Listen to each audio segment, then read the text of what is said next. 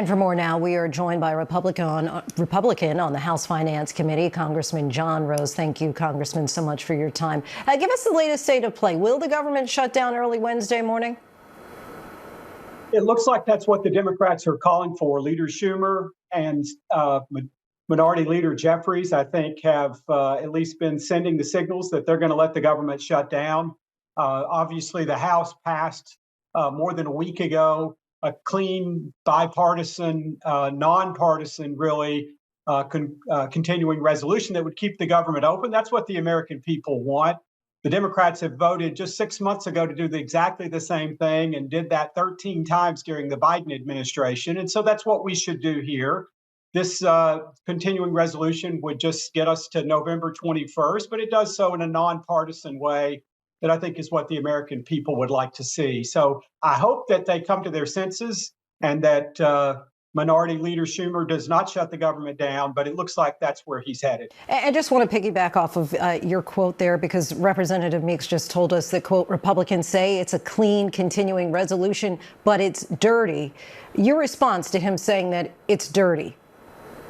Well, I think the term clean in this context refers to not having anything extraneous in it. It is simply continuing the current funding levels of the federal government. And that's what we mean when we say clean. There's not any partisan tricks here. There's not funding for something that's untoward. By contrast, what the Democrats are asking for is $1.5 trillion in new spending to provide for their radical agenda.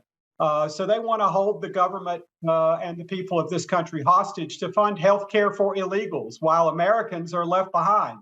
And they're putting illegal immigrants, frankly, first and our own citizens last. Is there anything that Republicans are willing to compromise on with Democrats, or in your mind, it's either Democrats vote for this current bill as is or the government shuts down?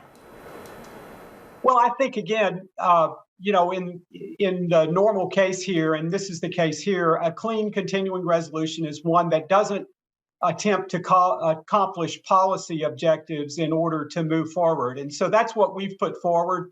That's what the Democrats should support. Again, this is what they've supported in the past when we've found ourselves at similar junctures in previous months and years. And that's what makes sense here. There'll be a time for discussing the priorities and programs that they want to advance. But, we shouldn't be held hostage as a country to advancing transgender for everybody and men competing in women's sports and crime and lawlessness in our streets, cashless bail policies all over the safety and security of our nation and its people. And so we simply should just keep the government open and continue the normal, process of funding the government for the coming year while we have in the period of time after the continuing resolution. That's what Republicans have put forward in the House. And I think the Leader Schumer should step forward and approve that. And then we can go back to the work of sorting out through the regular order, if you will, how we fund the government for the coming year. Sure. My question is there any room for compromise at this moment within the next 24 hours, or Republicans saying, if you won't do this, then the government's going to shut down? Is there any wiggle room there? Well, I think there's always wiggle room. But what I would say is the House passed this bill, not in Washington.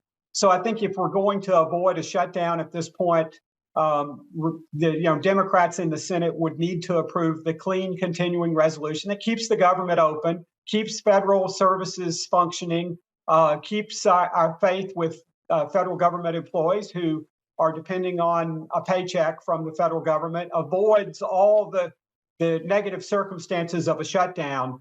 Frankly, I don't think there is time to avoid a shutdown and arrive at some sort of more complicated compromise, because there simply is not the calendar time left to do that. So, Senate Democrats and Leader Schumer have known that. So and yet they have balked at coming to the table and negotiating in a serious way. And so I think we're at the place where, unless they accept the House continuing resolution, which again was a bipartisan effort on the House side and is a clean CR, otherwise I think we're going to have a Schumer shutdown. Well, I want to go back to that point of time. Because it's my understanding that the Democrats were asking President Trump to come to the table and he was refusing to. They met today for the first time. And so I guess the question is really, why didn't this meeting happen sooner? Why wait until 48 hours before the deadline? Well, I think this was a game of brinksmanship by the Senate Democrats. I think they wanted to create this crisis. That's what they chose to do.